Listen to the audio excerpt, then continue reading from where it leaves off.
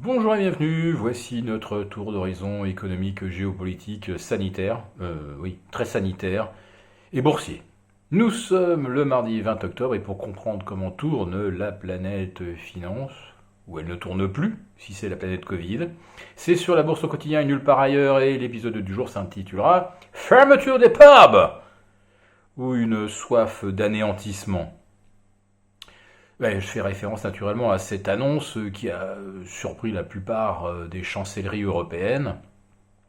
Le Premier ministre irlandais, hier soir, a annoncé le reconfinement total et pour 6 semaines, hein, pas un couvre-feu de 15 jours, non, 6 semaines de confinement intégral, comme en mars-avril en France, au prétexte d'un risque de dégradation des conditions sanitaires. Attention, le gouvernement irlandais ne s'appuie pas sur des courbes de contamination, d'admission aux urgences ou de morbidité, non.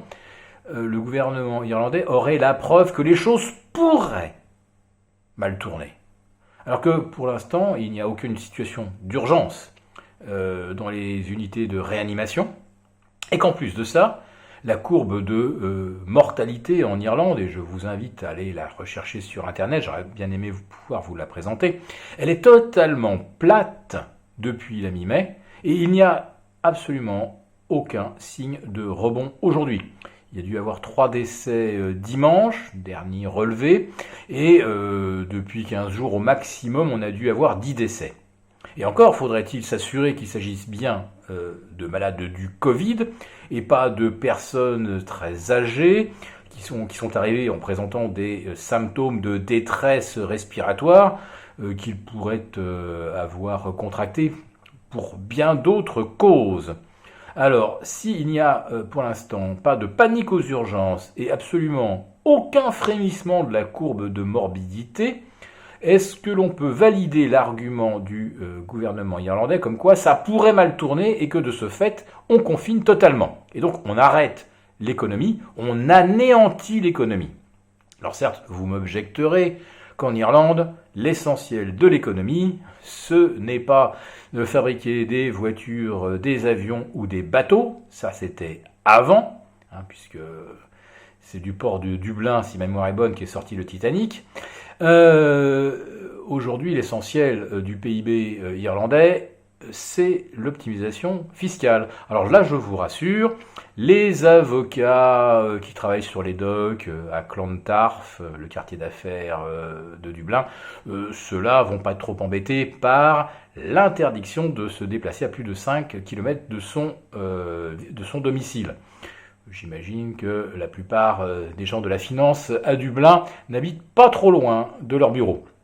En revanche, interdire aux Irlandais, à tous les Irlandais, de se déplacer de plus de 5 km, alors pour ceux qui connaissent un petit peu l'Irlande, le centre, relativement désert, non, quasiment désert, ou le sud-ouest de l'Irlande, vous avez des hameaux qui sont à 20 km de la première supérette, et qui sont à plus de 35 ou 40 km du premier hôpital.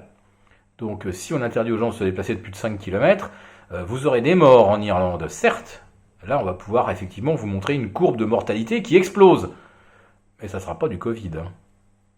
Donc quelle est la finalité de ce reconfinement total en Irlande? J'avoue que ça m'échappe, d'autant que l'OMS critique maintenant fortement et déconseille fortement des mesures de confinement strictes. Donc là, qu'est-ce que fait l'Irlande en arrêtant son économie? Eh bien, elle s'assure que la BCE va, bien sûr, racheter toutes les émissions obligataires du gouvernement irlandais, qui va devoir, évidemment, compenser, assumer le coût du chômage et des pertes d'exploitation de toutes les entreprises mises à l'arrêt pendant 6 semaines. Alors est-ce que ce n'est pas ce qui nous attend également en France? Aux alentours du 30-31 octobre, ne nous annoncera-t-on pas, juste au lendemain du retour des vacances de la Toussaint, un confinement jusqu'au 15 décembre, pour être sûr qu'on passe des fêtes joyeuses, un nouveau reconfinement, eh bien ça serait de nouveau de la récession. Alors je ne sais pas comment les marchés réagiraient. En tout cas, probablement pas très bien quand même, parce que c'est bien beau de compter sur les émissions obligataires, le creusement des déficits, mais enfin, il y a un moment où quelqu'un va finir par s'en inquiéter. Alors, les soubresauts qu'on a eu à Paris là, ces dernières 24 heures, c'est pas lié au Covid naturellement, hein, c'est lié aux pannes qu'il y a eu chez Euronext hier, la grande panne de 9h45 à 12h45, puis à nouveau une panne, plutôt un bug, à 17h29 et 59 secondes. Oui, les transactions ne se sont pas arrêtées, ce qui fait que les robots qui placent en machine tous les ordres pour ce qu'on appelle la compensation de 17h35, c'est-à-dire qu'on rapproche à ce moment-là les ventes ou les achats de call, on exerce les calls, on exerce les contrats futurs, et ça correspond à des rachats de titres qu'on avait en face. Donc la clôture n'a pas eu lieu à 17h30, donc ça a provoqué l'effondrement de Saint-Gobain, Arkema, Rexel qui ont perdu 10%, ou l'envolée des phages de 10%.